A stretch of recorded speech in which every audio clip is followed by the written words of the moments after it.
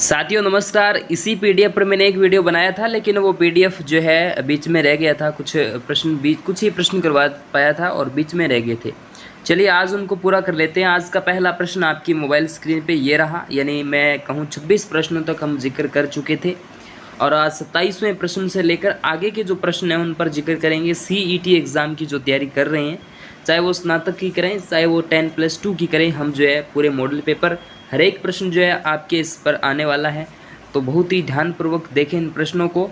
और दोस्तों जो विद्यार्थी नए जुड़ रहे हैं तो चैनल को सब्सक्राइब कर लीजिएगा, फेसबुक पेज को फॉलो करेंगे और टेलीग्राम चैनल से जुड़ेंगे। इसके साथ साथ दोस्तों टेलीग्राम हो सकता है कि बैन वगैरह हो जाए और कुछ हो, दिक्कत हो, प्रॉब्लम हो, तो कतई टेंशन नहीं लेनी आपको। इस नंबर पे आप मुझे व्हाट्सएप पे अपना नाम और सिटी सेंड कर दीजिएगा, आपका नंबर जो है वो सेव कर लिया जाएगा। ठीक है, 63 771 75 006। आइए साथियों, पहला प्रश्न यानी 27वां प्रश्न आपके बीच में मैं डिस्कस करने जा रहा हूँ। 27वें प्रश्न की जब भी बात करते हैं तो राजस्थान के उच्च न्यायालय के प्रथम मुख्य न्यायाधीश आपसे पूछा है। प्रथम जो मुख्य न्यायाधीश है राजस्थान उच्च न्यायालय हाईकोर्ट के, तो उनका नाम कमलकांत वर्मा आ जाता है। Very good, Kamalkant Verma is the correct answer आ जाता है। चलिए उसके बाद अगला प्रश्न आपकी स्क्रीन पे है।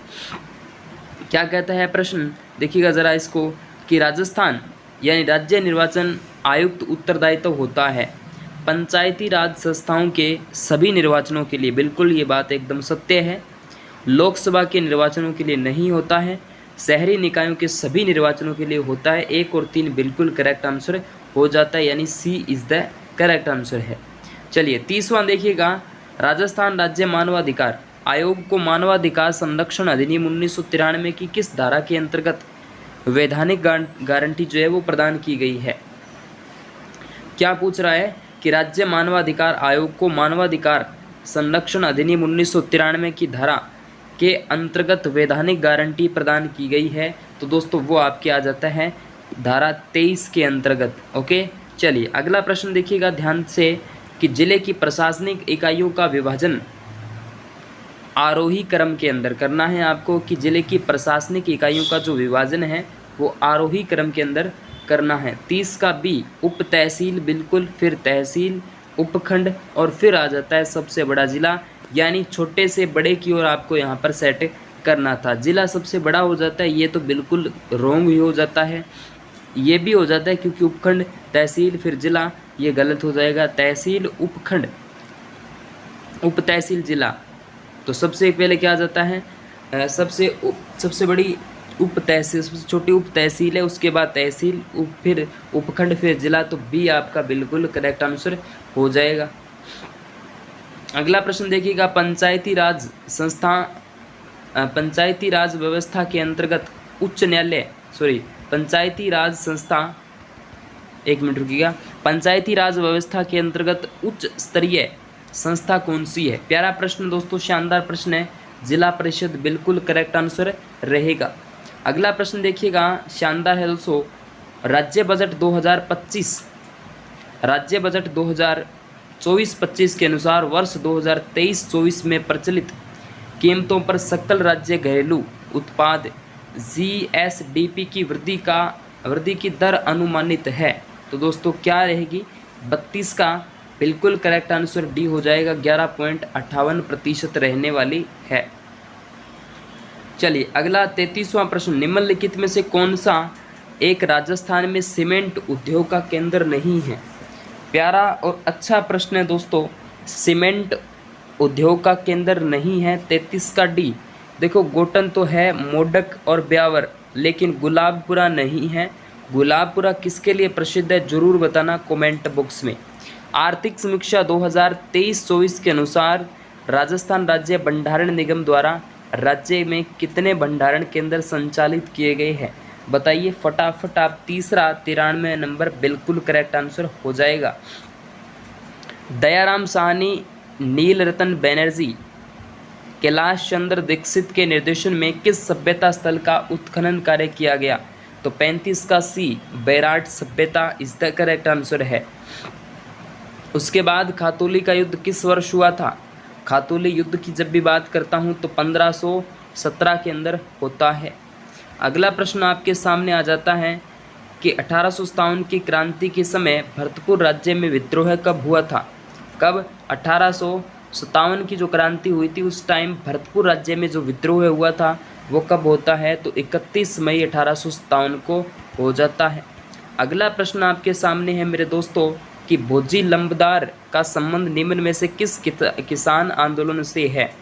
भोजी लंबदार का संबंध निम्न में से किस किसान आंदोलन से है? तो दोस्तों वो आपका 38 का सी बिल्कुल करेक्ट आंसर भरतपुर से हो जाता है।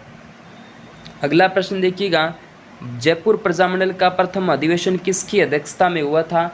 तो कौन सा प्रजामंडल है? जयपुर प्रजामंडल है। तो जयपुर प्रजामंडल की जब भी बात की जाएगी तो दोस्तों यहाँ पर जमना लाल बजाज बिल्कुल करेक्ट आंसर हो जाते हैं। 4 ऑप्शंस में से आप देख सकते हैं 39 नंबर का डी।